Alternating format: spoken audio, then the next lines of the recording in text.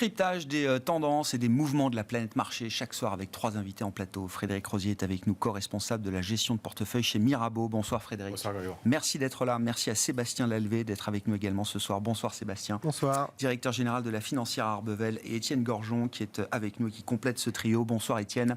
Bonjour. Ravi de vous retrouver. Vous êtes responsable de l'activité obligataire de Sansot IS. Je le disais, beaucoup de choses se résument à travers l'accélération haussière du dollar qu'on constate sur la seule séance du jour, plus 1% pour l'indice dollar contre d'autres grandes devises, à commencer par l'euro. Sous le dollar, c'est pas la plage. Sous le dollar, c'est le grand bazar quand même. Et malgré la correction des prix assez généralisée sur l'ensemble des marchés globaux, je vois des investisseurs qui sont encore dans des logiques de refuge, de défense, voire de stress. Étienne. Ouais, je ne fais pas toute l'histoire parce qu'on en parle tous les jours, mais voilà. Mais c'est vrai que derrière le dollar, il y a beaucoup de choses. Et si je devais en retenir peut-être 2 ou 3, il y a ce qui se passe évidemment en Ukraine, le risque d'embargo sur le gaz russe. Il y a ce qui se passe en Chine également, avec le lockdown. Et puis, il y a aussi une politique monétaire qui est assez ambitieuse. Une politique monétaire haussière, évidemment, qui est assez ambitieuse. Et il y a tout ça. Et donc, il faut le voir en absolu et en relatif. C'est-à-dire que quand on regarde ce qu'il y a dans les prix au niveau des hausses de taux, c'est extrêmement ambitieux. C'est-à-dire que quand on additionne ce qu'il y a, les 250 points de base qui sont dans les prix, plus les 25 qui ont déjà eu lieu, plus les 50 qui sont l'équivalent du resserrement quantitatif, on atteint donc les 325 et c'est beaucoup. Ouais. C'est énormément. Et c'est énorme. Et donc, et ça, en relatif par rapport au renminbi et la Chine, qui est plutôt dans une phase compliquée, ça se compare défavorablement par rapport au yen. Et c'est assez intéressant parce qu'à chaque fois que j'aime bien cette image, on aime bien souvent l'image de Warren Buffett sur les gens qui sont quand la marée etc. Moi, il y a une autre image que j'aime bien, c'est que, et ça se voit vraiment avec le dollar, c'est quand la Fed se met à freiner très fort, on voit qu'il traverse le pare-brise. Et donc, il y a le yen, il y a l'euro, il y a le renminbi, il y a peut-être Netflix aussi qu'on peut mettre dedans. Et tout ça, c'est assez logique et ça s'encapsule bien dans ce qu'on trouve au niveau de l'euro. Ouais. Vous évoquiez, parmi les nouvelles dans le scénario un peu global macro, vous évoquiez le risque d'embargo. Enfin, ça semble être plus qu'un risque aujourd'hui. Il y a déjà une matérialisation de rupture de livraison de la Russie vers certains pays européens, Pologne, Bulgarie. Et donc une menace qui paraît certaine peut-être pour d'autres pays demain. Est-ce que ça change le scénario ? Est-ce que le marché était déjà prêt à ce scénario de blackout forcé sur le gaz russe pour l'Europe ? Je pense qu'on avait réfléchi à cette possibilité. Ce que je trouve intéressant dans ce que vous dites, Grégoire, c'est que déjà, il y a ce qui est visible et ce qui se passe derrière la scène. Et ce qui se passe derrière la scène, c'est énorme. C'est-à-dire que moi, j'ai repéré quelques phrases qui m'ont simplement alerté sur le fait que derrière, il se passait des tonnes de choses. C'est Monsieur Clamadieu qui commence, donc président d'Engie, qui dit oui, le gaz russe, on peut s'en passer. Ce week-end, Madame Yellen, donc présidente du Trésor, qui dit non, ce ne serait pas une bonne idée que vous fassiez ça, vous les Européens, parce que ça va nous précipiter en récession. Et puis le ministre de l'économie allemand, Monsieur Habeck, qui dit non, mais nous, on est moins dépendants, on est passé de 35% de dépendance à 12%. Pour le pétrole. Pour le pétrole. Et que c'est pas ingérable. Pour le pétrole. Mais si vous voulez, il emballait ça un peu dans toute sa dépendance russe. Et donc, on sent qu'il y a des tensions très fortes pour que l'Europe suive l'embargo des anglo-saxons et qu'on n'est pas encore totalement prêt. Il y a quand même une chose qu'il faut, à mon avis, voir, c'est que on est loin d'un scénario de récession en ce moment en Europe, même révisé à la baisse. Par contre, si le prix du gaz ou le prix du baril devait remonter à un niveau substantiellement élevé, donc, sur le baril, ou en tout cas au niveau qu'on avait pu voir février-mars, la probabilité de récession ça va être très dur d'éviter une récession. Donc une rupture rapide ou d'approvisionnement ou de livraison, ça dépend dans quel sens on se place. Oui, ça changerait à nouveau le scénario économique là, pour la zone euro pour les prochains mois et les prochains trimestres. En fait, j'ai l'impression qu'il y a une course encore une fois, il y a ce qu'on voit et ce qui se passe derrière. déjà, la réaction des Russes, moi je pense qu'ils ont réagi simplement parce qu'ils sentent que derrière, il y a une espèce de coalition qui est en train de s'affirmer et de se renforcer pour justement aller vers un embargo. Encore une fois, quand la Commission européenne dit à la fin de cette année, on aura rempli nos citernes de gaz, enfin les réserves vont remonter à 90%, on sent qu'on prépare bien les choses quand même. Ah oui. Et donc voilà,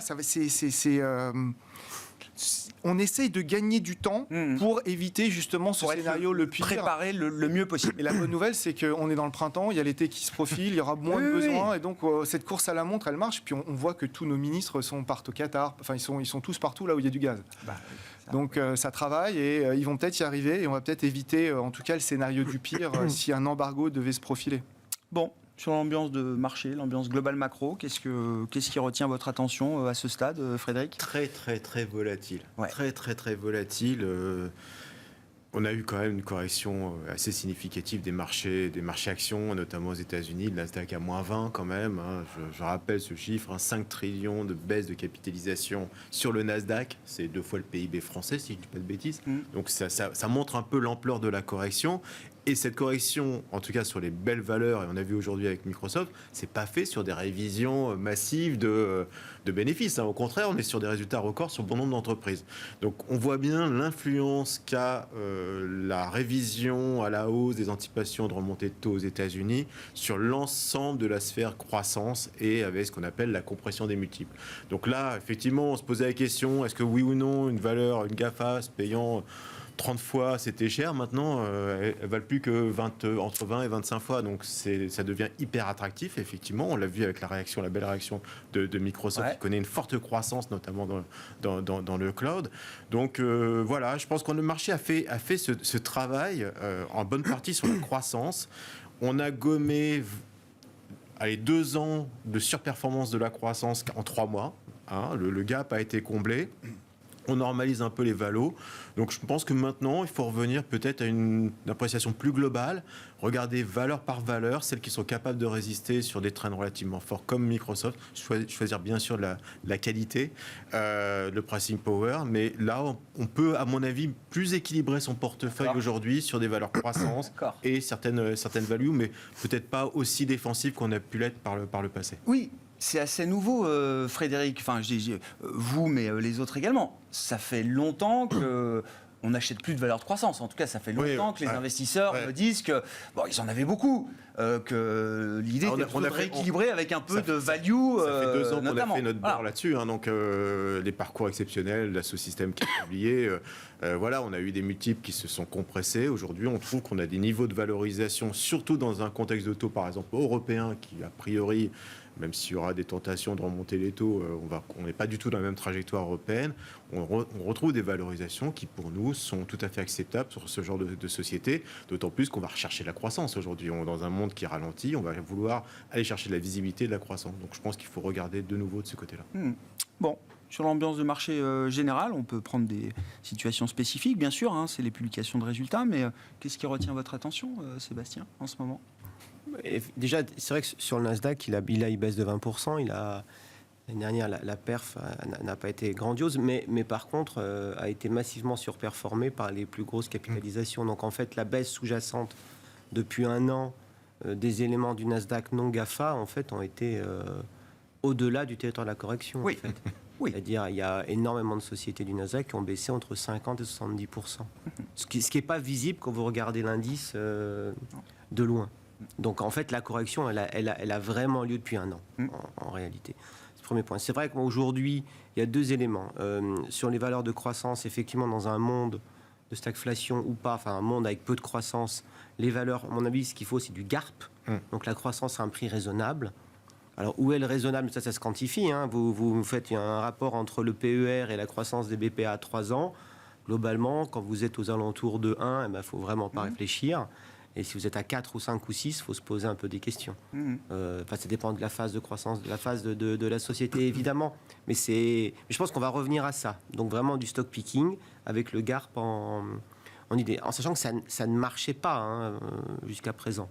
Et comme le marché est excessivement momentum, et on en parlait un petit peu tout à l'heure, il faut bien comprendre que les acteurs de marché, c'est pas nous. Les acteurs de marché, c'est les algos, c'est eux qui font la tendance et qui accélèrent toutes les tendances beaucoup plus qu'avant. On disait qu'aujourd'hui, sur un autre segment qui est intéressant, qui est plus complexe, tout ce qui est cyclique. Alors, pourquoi acheter des cycliques aujourd'hui alors que les matières premières, c'est compliqué, que la croissance, on a des soucis, visibilité, on n'en a pas. Les cycliques aujourd'hui, quand on exclut la tech, par rapport aux défensives, en PE relatif, elles sont au même niveau bas qu'en 2002 et en 2008. Mais à l'époque, les récessions étaient déjà actées. C'est-à-dire qu'aujourd'hui, on est dans une phase de marché où on a anticipé vraiment beaucoup de mauvaises nouvelles. C'est ça qui est assez étonnant, c'est que c'est allé beaucoup plus vite. Je pense qu'on a encore plus anticipé qu'avant. Alors, est-ce que les gens deviennent de plus en plus... je crois que le mood de marché était équivalent à 2008. Donc, non, mais on a une guerre. Je confirme que le pessimisme ne fait que grandir. Moi, je constate que les mauvaises nouvelles, quand bien même on en parle en amont et qu'on essaye de les anticiper, quand elles arrivent, ça crée encore quand même de la pression à la baisse. Alors, après, quand vous regardez les prix fondamentaux, là, vous dites... On a de quoi être un peu plus confortable, peut-être avec... Non, mais ça dépend des secteurs. Ouais. La réalité, c'est que ça dépend des secteurs. Il y a eu des publications qui étaient très bonnes, dans les valeurs dont a parlé votre collègue juste avant. C'était très bon. Sur les valeurs cycliques, il y a du Manitou qui a publié. C'est pas cher. On savait que le momentum serait pas fou. Par contre, il y a un carré de commande qui est énorme. Il y a un besoin qui est important. Et pourtant, il y a une mauvaise nouvelle parce qu'ils ne maintiennent pas les marges. Parce que les effets matières premières, les effets approvisionnement font que, et pourtant ça rebaisse à nouveau. Ouais. Donc effectivement, il y a cet élément-là. Et donc la valo ne te protège plus. Ouais.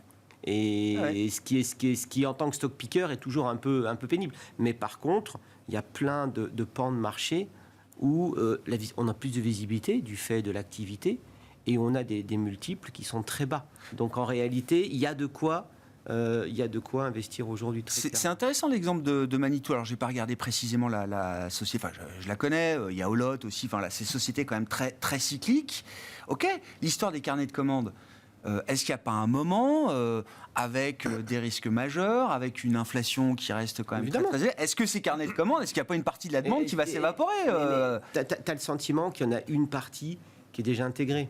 Et il y a des résultats aujourd'hui, il y a des sociétés qui montent parce que c'est moins pire que prévu. Enfin, ça, c'est notre quotidien, évidemment. Mais sauf que là, on a le sentiment qu'il y a beaucoup de mauvaises nouvelles qui sont un peu intégrées. Après, au niveau général, au niveau macro, même au niveau géopolitique, le sentiment qu'on a aussi, c'est qu'il faut que ça aille vraiment très mal avant que ça s'améliore. Après, c'est de la com des uns et des autres. Il faut que les Européens fassent... on va y arriver tout seul, mais en priant pour pas que ça n'arrive pas. Mais que c'est une posture pour arriver à la négociation. Je suis optimiste. Donc la vision optimiste des choses, c'est de se dire c'est qu'il y a un grand plan derrière. Bon, s'il n'y en a pas du tout, plus pénible. Mais l'espoir n'est jamais une très bonne stratégie, mais bon, on ne boudera pas l'espoir qu'on peut avoir. Je crois que la plupart des acteurs sur les marchés... se raccroche souvent à l'espoir. C'est pour ça qu'on ne vend jamais ce qui ne marche pas. Oui, pas nous, mais en général, c'est un peu la raison. Si on prend le marché obligataire, Étienne, est-ce qu'il y a des sources d'espoir, justement? Alors, on a vu, mais c'était autour du 20 avril, je crois, quasiment 3% sur le 10 ans américain. Donc, c'est vrai que ce moment-là a marqué quand même beaucoup les esprits. Et puis, c'est vrai qu'on se retrouve à nouveau dans une phase assez risk-off. Donc, l'obligataire, on a parlé du dollar, mais c'est vrai que l'obligataire américain joue là aussi son rôle de valeur refuge. Est-ce que c'est un peu plus que ça? Est-ce que déjà la correction, et vous citiez le budget de hausse anticipé de resserrement monétaire aux États-Unis, personne n'y croit pour dire les choses, en tout cas tel qu'il est affiché aujourd'hui. Et donc, est-ce que l'intérêt pour le marché obligataire va désormais un peu au-delà du simple refuge immédiat qu'on cherche dans les phases de stress de marché? Effectivement, il y a plusieurs choses. Première chose, comme vous l'avez dit, comme tu l'as dit Grégoire, si la Fed fait tout ce qu'il y a dans les prix, en tout cas, elle n'a pas réussi à le faire entre 2016 et 2019. Elle a réussi à faire que 225 points de base. Là, il y en a 325. Enfin, bon, bref, ça ne marchera pas. On sait aussi que elle n'a pas une marge de manœuvre elle est dans une situation ultra compliquée. Il faut tout réconcilier en fait. Je vais refaire un petit pas en arrière. Nous, notre scénario chez Sanso, c'est cette année 2022, c'était de la taux ondulée. Je ne sais pas si vous vous rappelez de ce taux ondulé, parce qu'il y a énormément de liquidités qui est visible. C'est la réserve de repo de la Fed. Ça, c'est du cash qui doit s'investir. C'est les réserves, les excès de réserve des banques, plus les buybacks, etc., etc. On est à 12% de PIB aux liquidité, liquidité qui doit normalement s'investir sur les marchés. Donc ça, c'est la raison d'une partie de la tôle. Le côté négatif, c'est évidemment toute normalisation monétaire dans un environnement où l'inflation remonte génère énormément d'incertitudes. Je vais rappeler, je vais donner 2-3 chiffres pour normer les choses avant de répondre à votre question. La première, c'est qu'on est dans le 14e cycle haussier de taux. On en a vu 13 depuis la Seconde Guerre mondiale. Sur les 13, il y en a 10 qui sont conduits par une récession.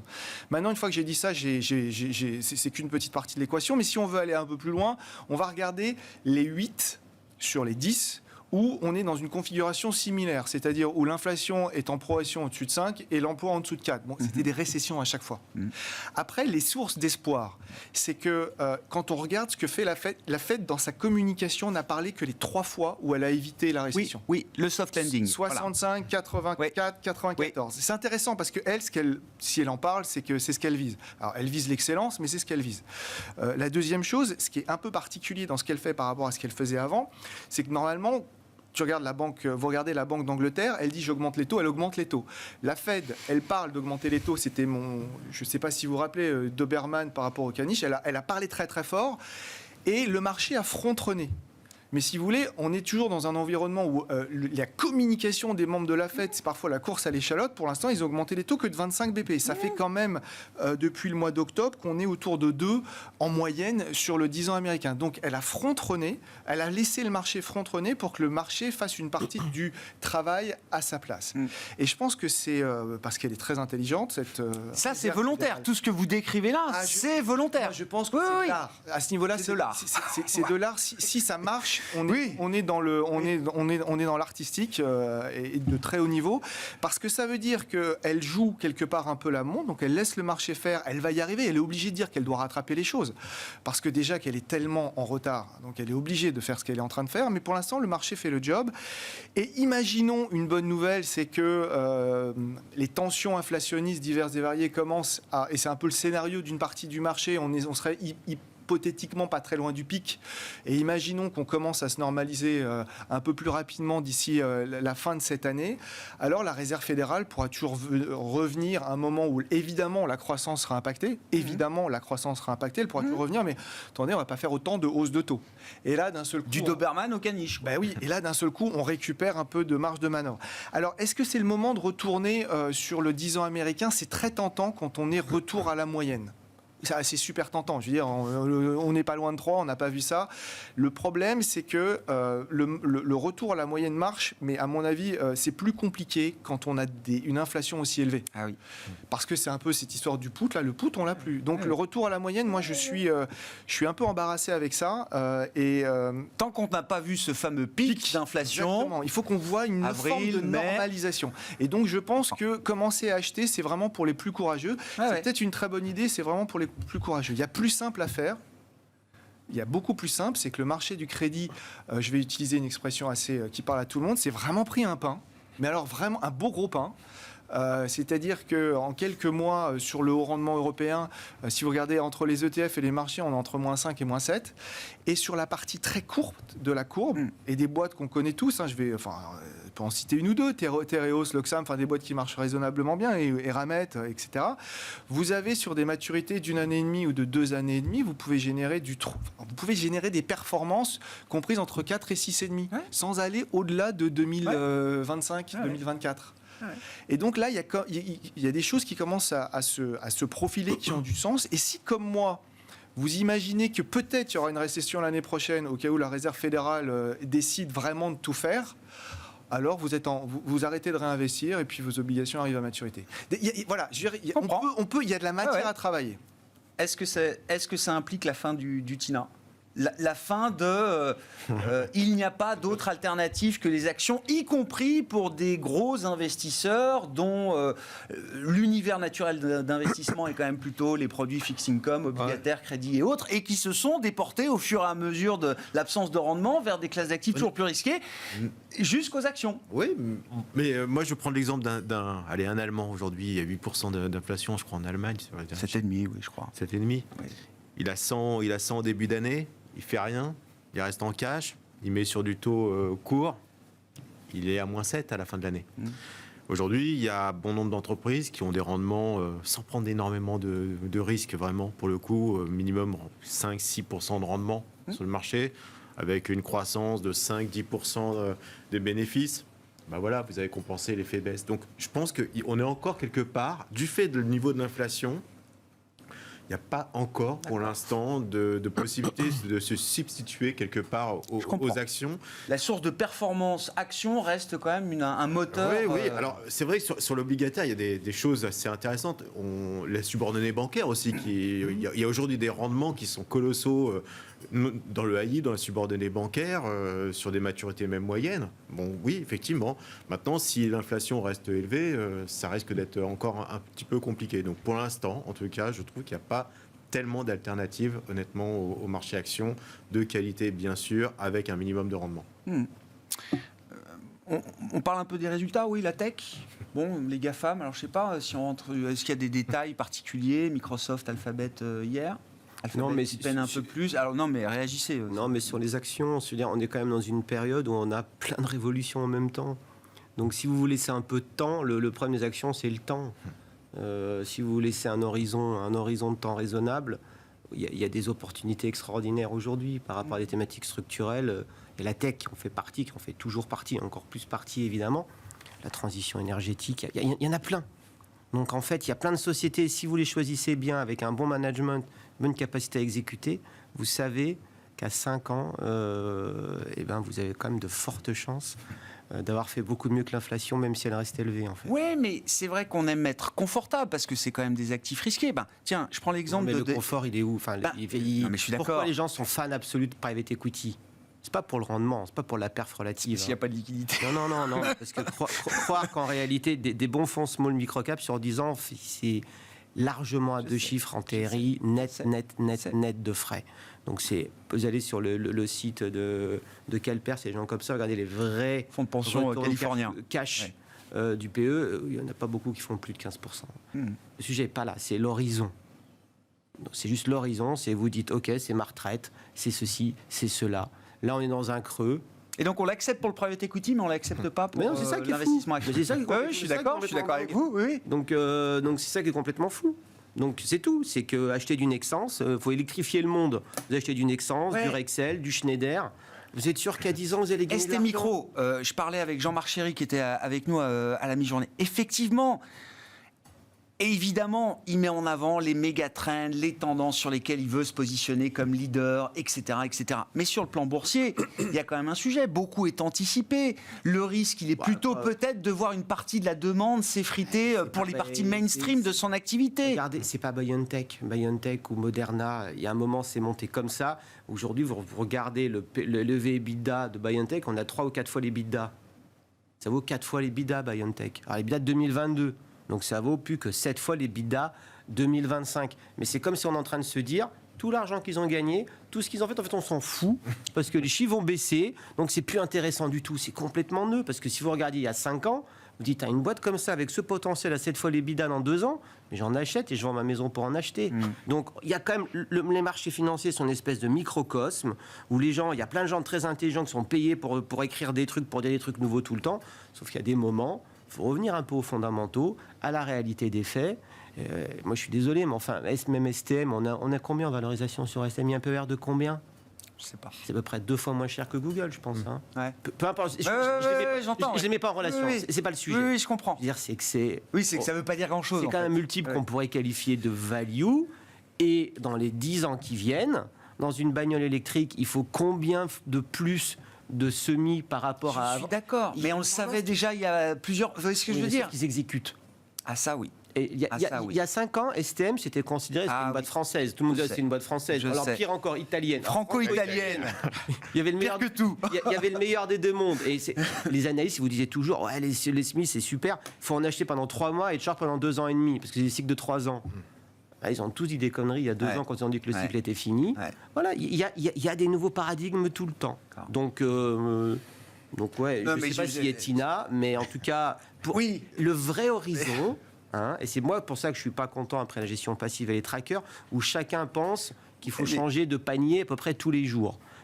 De panier de style. Quand vous êtes investisseur à long terme, c'est un autre métier. Mais il y a des investissements indiciels, thématiques, qui sont de plus en plus utilisés. En tout cas, c'est le discours que je reçois ici, qui sont de plus en plus utilisés pour être des cœurs de portefeuille, pour être des investissements stratégiques également. Beaucoup. Parce que ce que je veux dire par là, c'est qu'il y a des paniers. C'est les tendances. Ça dure combien de temps? Les tendances dans la même semaine, vous avez les 4 saisons. Avec les marchés peuvent être fondamentalement différents le lundi, le mercredi et le vendredi. C'est ça que je veux dire. Donc il n'y a pas. C'est ça le truc. Après, sur votre question. Oui, je voulais qu'on parle un peu des résultats de la big tech américaine, mais bon. La big tech américaine, on l'a dit, quand vous avez Alphabet à 20 ou 22 fois les résultats, l'avantage de ces gens-là, c'est qu'ils ont souvent préparé l'étape d'après.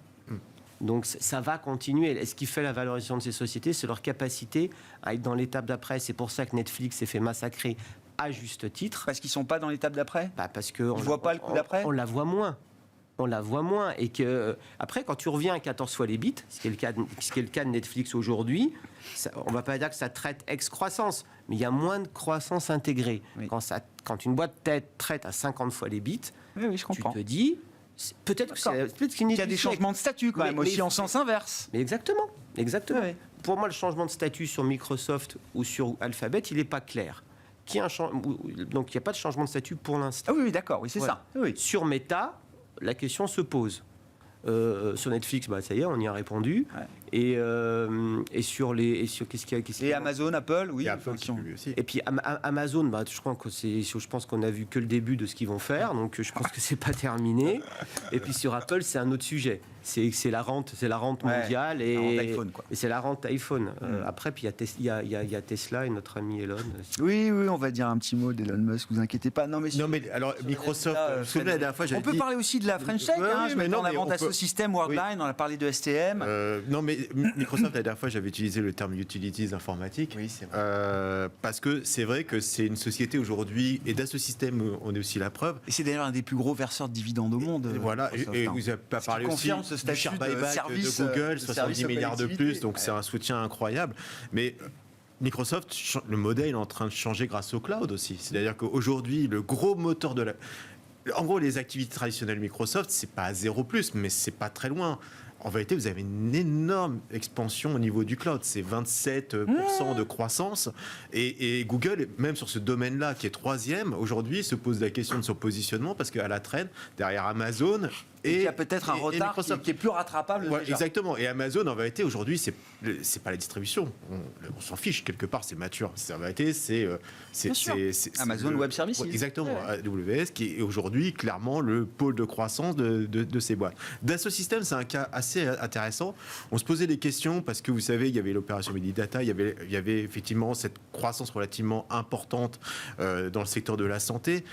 Et on se pose la question aussi du modèle de Dassault Systèmes, et on voit que la partie logicielle embarquée, et en gros tous les services qui sont avec, va croître. Donc c'est une société bien sûr un peu chère, en multiples, mais qui offre une visibilité, parce que derrière vous avez des revenus récurrents qui augmentent et qui augmentent et qui augmentent, et le fait d'avoir de plus en plus de logiciels installés aujourd'hui permet d'avoir cette visibilité grandissante. Donc voilà, pour moi, c'est pour ça que j'utilise, c'est pas un aphorisme, mais en tout cas, c'est pour moi des sociétés qui sont pas loin des utilities parce que comme mais Apple ça veut dire avait que c'est pas le même statut aussi. Non, mais on va pas les traiter de la même manière. Vous allez voir, à Apple, il y a des grosses questions parce qu'il y a eu les problématiques de Foxconn, Shenzhou. On ne sait pas du tout où on en est, point de vue livraison d'iPhone et autres. Mais en réalité, c'est pas du tout ça qu'on va regarder. Ça va être la forte progression qu'on aura au niveau des services d'Apple. Donc ça, c'est vraiment le modèle aujourd'hui. Alors peut-être aussi, on doit revoir les multiples de valorisation de ces entreprises par rapport à ça, mais c'est les contenus embarqués et la récurrence des revenus. Ce qui offre pour moi, effectivement, le meilleur des deux mondes, quelque part. Ouais, je comprends. Du rendement et du si on a bien joué depuis un an en se délestant peut-être de la surpondération qu'on pouvait avoir pour ce type de valeur, GAFAM, FANG, etc., vous dites là, c'est déjà un moment qui semble intéressant pour y revenir. Moi, honnêtement, dans les techtos, pour moi, il n'y en a qu'une seule à acheter, c'est Microsoft. Vraiment, si je devais arrêter tout... Même on l'achète pour le dividende aujourd'hui. On l'achète, oui, mais c'est la croissance du dividende, quoi. C'est un truc de fixed income, quoi. C'est du crédit. Quand j'ai commencé en bourse, on me disait il faut avoir du General Electric en bourse. Et chez les Américains, il fallait avoir... Aujourd'hui, c'est peut-être la seule action aujourd'hui incontournable américaine dans un portefeuille, parce que la croissance est là, c'est des croissances et c'est solide, c'est pas parce que c'est la dernière que c'est forcément fragile. Ouais, je comprends. Puis c'est Call of Duty. Voilà. Oui, ils ont racheté, oui, c'est vrai, c'est ça. Est-ce qu'on parle... Non, je reviens au marché obligataire avec vous. Étienne, je suis désolé, on passe d'un sujet à l'autre, mais c'est les sujets du moment sur les marchés. On a parlé de la courbe et de l'enjeu américain à travers la Réserve fédérale américaine. Moi, ce que je regarde aussi, et ce qui me fait dire que malgré la petite hausse qu'on a sur le CAC ce soir, finalement, à l'arrivée, on s'en sort pas trop mal, c'est qu'il y a quand même des points de stress importants. Bon, déjà, parler du dollar, l'effondrement de l'euro quand même contre le dollar est spectaculaire, hein, moins 1% sur une journée. Et puis, je vois des spreads qui commencent à bouger un peu. Spread Italie-Allemagne, on est quasiment à 180 BP. Bon, rien de grave, on a vu beaucoup plus, ça a été bien pire, mais quand même, ça commence à nouveau à attirer l'œil. Et même, c'est un peu anecdotique, mais même le spread France-Allemagne, OAT Bund, il était à 40, c'était à peu près la norme historique ces derniers mois, pré-élection. Pendant les deux tours, il y a eu un peu d'agitation, on est monté à 55 à un moment sur le spread. On l'a vu redescendre, mais aujourd'hui, on le retrouve à 50 et plus à 40. Voilà. Non mais c'est un bon point. Moi, j'ai toujours pensé que sur ce type de sujet, l'obligataire, notamment en zone euro, c'était un peu comme des petits gamins qui font ce qu'ils veulent quand il n'y a plus de règles, et puis d'un seul coup, il y a les parents qui arrivent et hop, on les remet à l'intérieur du jardin. Ouais. Et là, c'est un peu la même chose, c'est-à-dire que pour l'instant, la BCE est pas dans une zone où elle est obligée de dire quoi que ce soit. Je pense que encore une fois, sur la fragmentation. Sur la fragmentation. Oui, d'accord. Parce qu'elle parle beaucoup du reste, hein, quand même. Hein. Oui, c'est vrai. Mais ce que je pense, c'est qu'effectivement, donc le marché obligataire, quand il est libre, il fait ce qu'il veut. C'est-à-dire que quand les rendements remontent, le spread entre les différentes zones s'écarte. Mécaniquement, bêta de marché, tout bête. Donc ça, c'est un peu, chacun fait son petit truc dans son côté. Si les taux devaient remonter très, très fortement, en tout cas beaucoup plus que là où ils sont, on verrait effectivement des spreads beaucoup plus visibles. Je pense que ça n'aurait rien à voir avec une forme d'anticipation de fragmentation, ce serait juste du bêta de marché.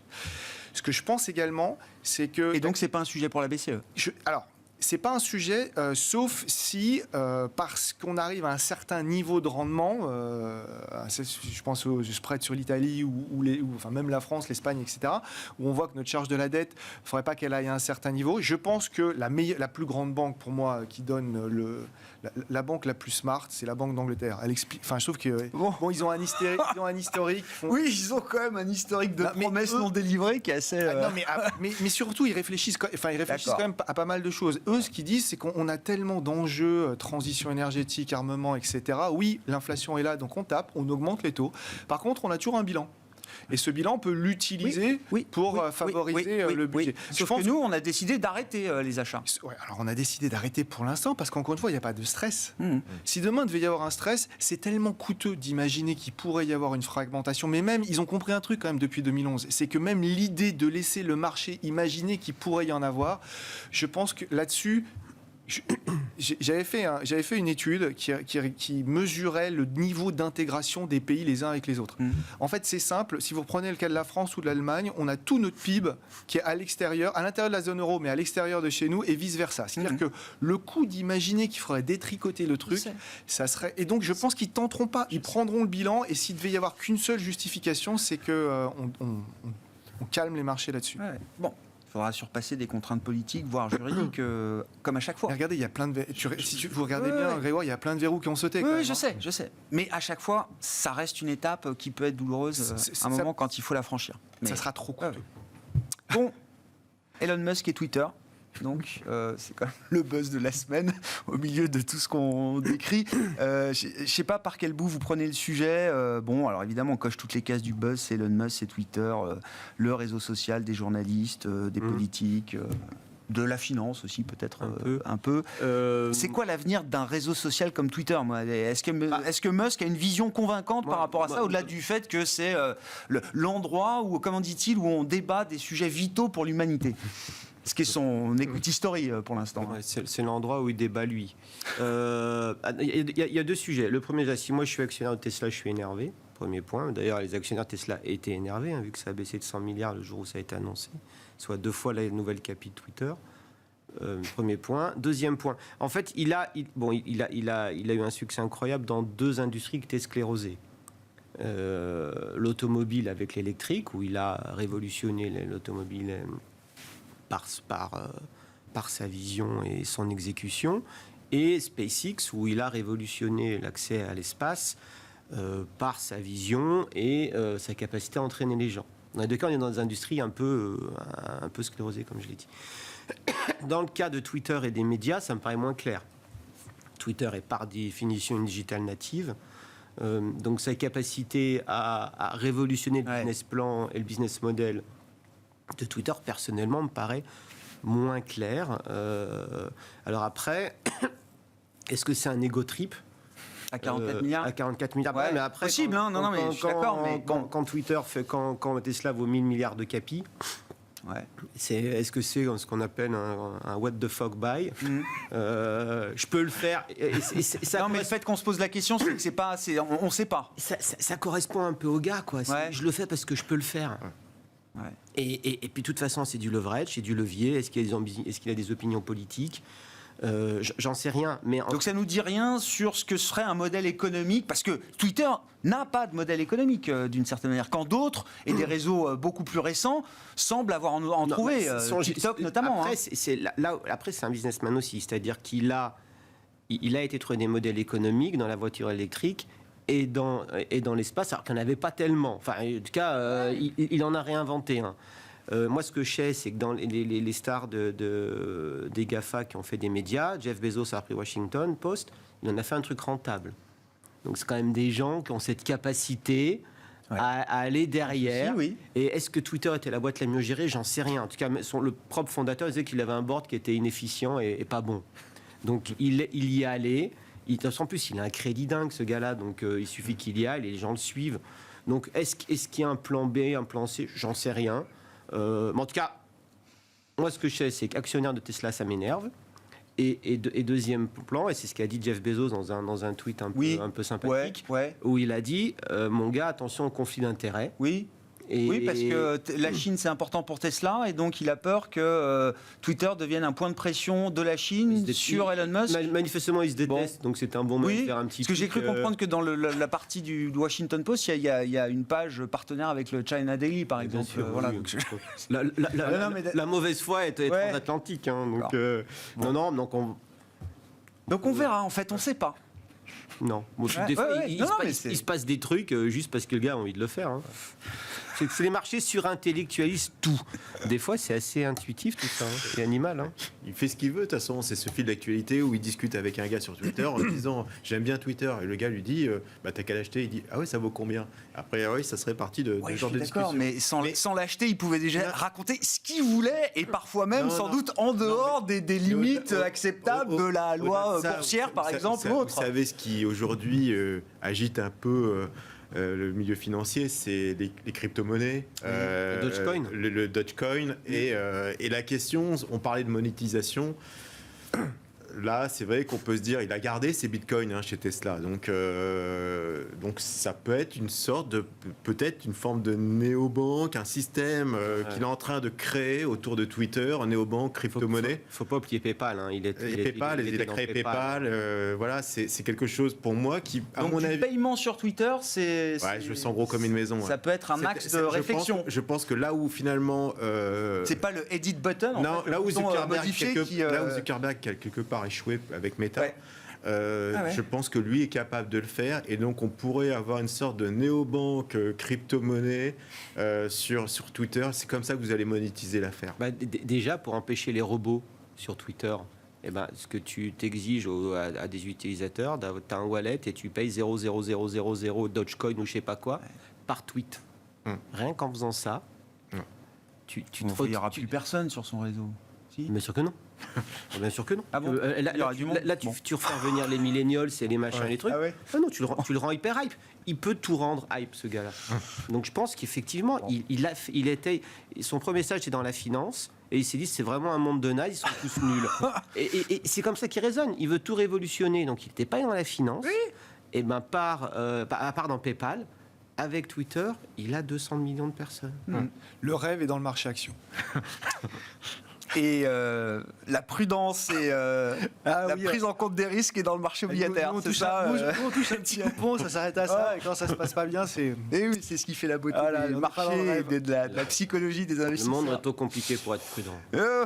On s'arrêtera sur ces belles paroles. Merci beaucoup, messieurs, d'avoir été les invités de Planète Marché ce soir. Sébastien Lalvé, la financière Arbevel, Étienne Gorgeon, Sanso IS et Frédéric Rosier, Mirabeau.